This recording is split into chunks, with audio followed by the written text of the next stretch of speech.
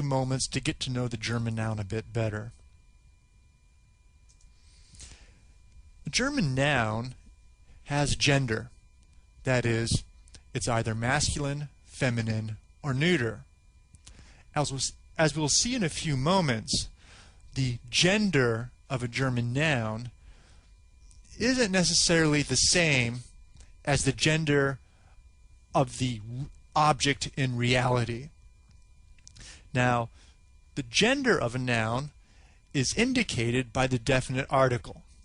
So, for instance, a masculine noun will be preceded by der. A feminine noun could be preceded by die. A neuter noun could be preceded by das. In addition to gender, a German noun will indicate number. A German noun is either singular or it is plural. So, let's look a little bit closer at this. A German noun, if it is singular, will either be masculine, feminine, or neuter. It can be preceded by the definite article der, die, or das. If a German noun is plural, it will only indicate the number. It will not indicate the gender. Therefore, it will only be preceded by the definite article die. Now, this concept is sort of familiar to us as English speakers.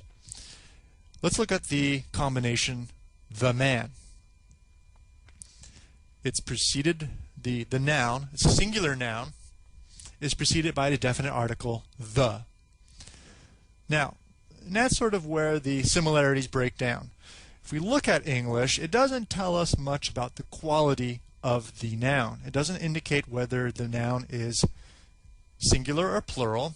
It doesn't indicate whether it's masculine, feminine, or neuter. We assume, since we're speaking about the man, that it's going to be a masculine noun.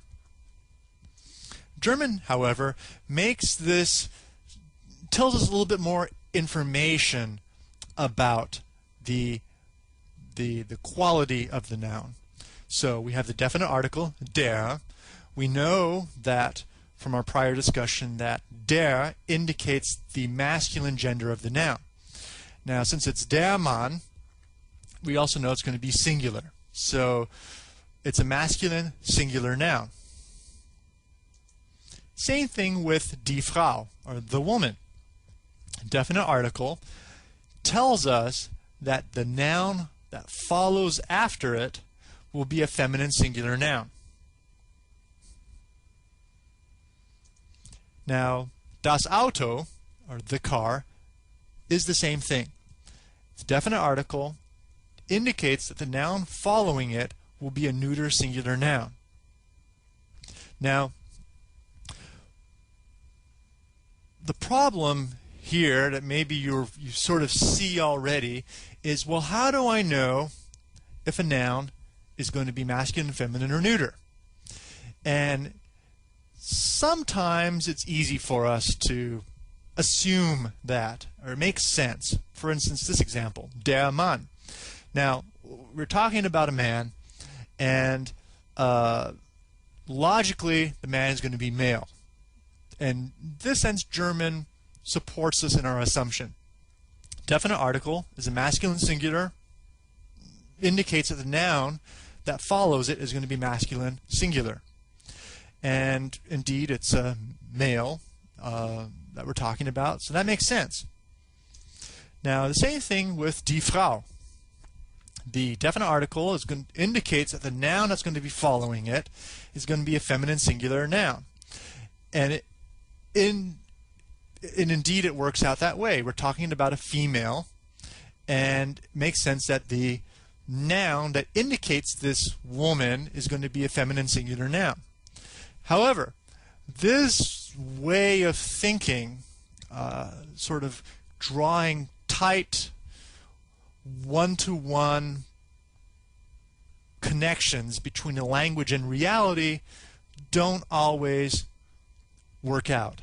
So, for instance, let's take a look at the next noun, das Mädchen, the little girl. Now, we know from our experience in reality that little girls are going to be female. However, in the German language, the noun that describes this little girl is going to be neuter singular, das Mädchen. So there isn't a one-to-one comparison between the language system and the reality that this language system describes. So this tells us, or suggests to us, that when we learn German vocabulary, not only do we need to know the word, the noun, memorize that, but we also need to know the definite article, or we need to know whether this noun is masculine, feminine, or neuter. We need to memorize that in addition to the noun that we memorize. This is very, very, very important for later uses of the language, especially adjective endings. So, sometimes it makes sense. There'll be a connection between the reality and the language system. Sometimes there won't be. German won't always help us out. However, there are a few tricks that we can employ. So if we have a noun that ends in IN, that will automatically change the noun to a feminine. So der Student, the student, which would be a masculine singular, if we add an IN ending onto it, it will change it to a feminine singular, die Studenten. Now, same thing with UNG endings. If we ever have any noun, if you ever see a noun that has UNG ending, this noun will always be feminine singular. Same thing with nouns that end in heit or kite. Die Krankheit, the illness. This will always be a feminine singular noun. So, now another thing that we need to know about German nouns is that a lot of times large nouns are composed out of smaller individual nouns. So these larger nouns, these compound nouns, what gender are they? And what we need to look at is when we have these large German nouns, we need to take them apart, separate them, and isolate the last noun in this compound noun. And that noun will be, the gender of that noun will be the gender for the whole larger compound noun. So let's look at das Bier, the beer, neuter singular, and der Garten, garden, masculine singular.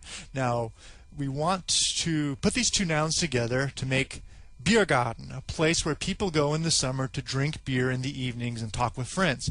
So we have a neuter singular noun and a masculine singular noun.